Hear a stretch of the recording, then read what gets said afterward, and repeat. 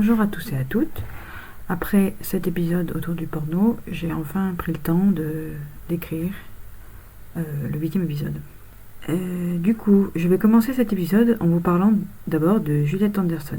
Née Judith Carr en 1938 et elle est morte le 11 janvier 2010. Du coup, c'était une actrice porno, une productrice de films pour adultes américaine, mais elle était aussi conseillère conjugale et autrice. Elle naît et grandit à Burbank, en Californie. Elle est fille d'un trompettiste de jazz et d'une infirmière. Enfant, elle est atteinte d'arthrose infantile et de la maladie de Crohn et passe une bonne partie de son enfance à l'hôpital ou chez elle. Elle sort diplômée du lycée et va brièvement au Long Beach State College, mais part au Japon avec son partenaire de l'époque. Ils se marient en 1961, mais divorcent en 1964, et pendant 13 ans, elle occupe des postes aussi divers que travailleuse laïque, ATSEM, professeur d'anglais ou encore journaliste radio en Finlande.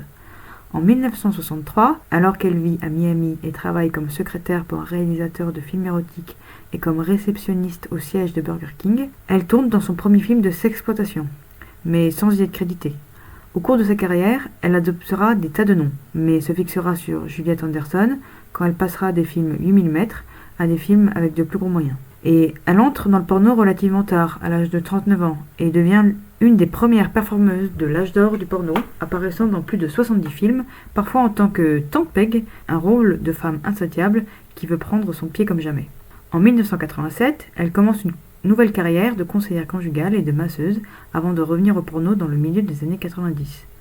Après avoir vécu en Finlande de 1971 à 1977 et avoir travaillé comme journaliste radio et enseignante d'anglais, elle retourne vivre aux États-Unis en 1977 et commence sa carrière dans le porno en 1978. Elle travaillait dans la pub quand elle a répondu à une annonce du producteur de porno hardcore Alex de Rinsey et sa carrière décolla quand elle joua dans Pretty Peaches. Elle apparaît dans plusieurs magazines porno, ouvre un business par correspondance, une agence de casting, devient opératrice téléphonique de Téléphone Rose et fait des apparitions à la télé et à la radio. Elle crée également des performances qu'elle va jouer aux quatre coins des États-Unis, mêlant humour, sexe et sections de questions-réponses. Même si elle a joué une variété de personnages dans ses films, tous tendaient à parler mal et fort, ne pas avoir de sentiments, être turbulent, vibrant et même drôle, tout à la fois. Elle n'a jamais simulé un orgasme de sa carrière et l'auteur Charles Taylor dira d'elle qu'elle a apporté un persona au cinéma porno et qu'elle était la Joan Blondell du porno. En 1985, elle décide de quitter le porno, après avoir dû signer les droits de distribution pour le film Educating Nina, un film qu'elle a réalisé, produit et fait sortir de terre avec de l'argent qu'elle a levé, et qui est le début de la carrière de l'actrice Nina Hartley, dont je vous ai déjà parlé dans un épisode précédent.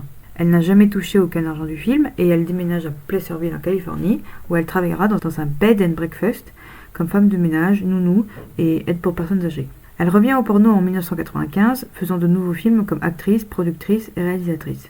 En 1998, elle réalise et produit Ageless Desire, une vidéo hardcore avec plusieurs couples de plus de 50 ans, dont Juliette et son partenaire de l'époque, qui obtiendra pas mal de prix. En 2007, elle reçoit un doctorat honoraire en art de l'Institute for Advanced Studies of Human Sexuality. Ensuite, elle apparaît dans le document Wade, The Life of Time of John C. Holmes et fait une de ses dernières apparitions à l'écran dans Dick O, Asian Porn Star en 2005.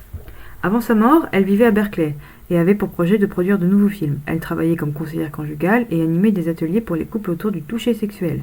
Elle a contribué aux livres The New Sexual Eaters, Women of the Light et The Red Thread of Passion.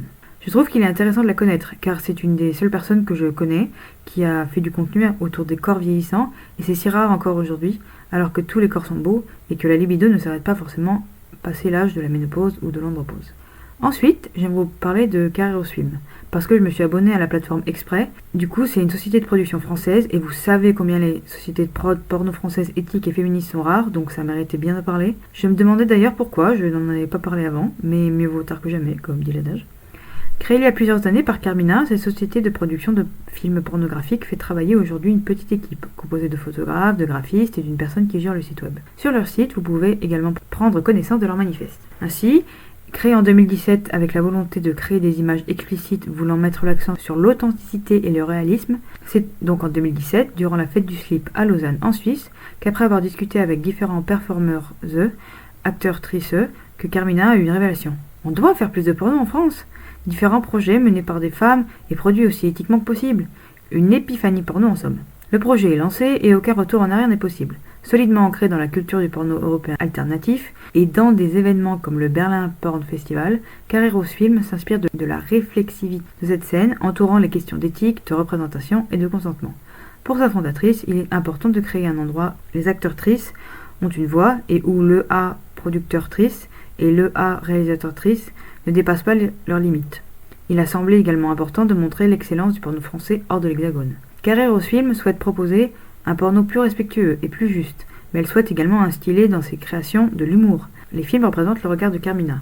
Plein de malice, une vision dans laquelle le fun et le plaisir sont des facettes essentielles d'une vie agréable. Baiser, oui, mais aussi rire, de l'intimité et de la spontanéité. Carmina commence assez rapidement à créer après sa révélation. Filmer et performer, mais aussi éditer et distribuer son travail. Elle introduit petit à petit d'autres gens dans l'aventure, autant devant la caméra que derrière. Le catalogue s'agrandit tous les mois, car des couples et des acteurs-trices sont autorisés à exprimer leur créativité à travers leurs lentilles presque naturalistes. Au-delà d'une plateforme pour les fantasmes, Carré Rose Film souhaite mettre en lumière la scène indépendante qui challenge le regard du spectateur et donne à voir une palette de sexualité bien plus diverse que dans le porno mainstream. Personnellement, mon préféré c'est 60 minutes avec Ferrell, parce que l'acteur est touchant de douceur, d'angoisse, mais aussi est très sexy et excitant. Le film est comme Ferrell. Ensuite, j'avais envie de vous parler de Vesperal. Parce que en faisant mes recherches sur Carré Rose Film, je suis tombée plusieurs fois sur le nom Vesperal Productions et j'ai eu envie d'en savoir plus. Cette société de production ne dispose pas de son propre site. Toutefois, comme beaucoup de ces films sont sur pinklabel.tv, dont je vous ai déjà parlé, j'avais envie de vous en dire un mot. Je vous propose donc une traduction de la présentation sur le site pinklabel.tv. Dans les productions de Vesperal, l'accent est mis sur le corps, dépeint avec une grande attention et devient le sujet principal des vidéos en explorant les différents sentiments qu'on peut ressentir au contact de matériaux variés, couverts de liquide ou de texture, au contact de différentes températures et quand on est touché. La sensualité de l'image s'intensifie merveilleusement avec la bande son, souvent de la musique électro-punchy, des chuchotements d'une voix brésilienne puissante. Vesperal associe des individus intéressants et établit une collaboration avec des esprits créatifs qui créent du très bon contenu, comme Dante Dionis, Bishop Black. C'est un point culminant, une synergie du meilleur de chacun des deux. Vesperal Productions crée un cinéma érotique qui a déjà été reconnu au Berlin Porn Festival. Et pour finir, j'avais envie de vous parler d'Anna Span, qui est née Anna Imogen Thompson le 15 janvier 1972. C'est une ancienne productrice et réalisatrice de films X, et elle fait aujourd'hui des apparitions publiques fréquentes pour parler de sexe, de pornographie et de féminisme. Elle est née et a grandi dans le Kent, en Angleterre, et elle est diplômée du Central St. Martin's College of Art and Design. Ces films sont pensés comme des films que les femmes peuvent regarder et apprécier, s'inspirant d'idées qu'elle développe la première fois dans une dissertation de 1997 vers une nouvelle pornographie.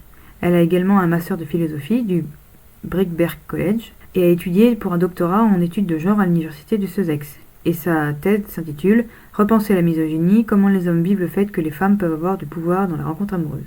Son premier film a été diffusé en 1999 sur la chaîne de porno britannique Television X et depuis elle a réalisé 250 scènes.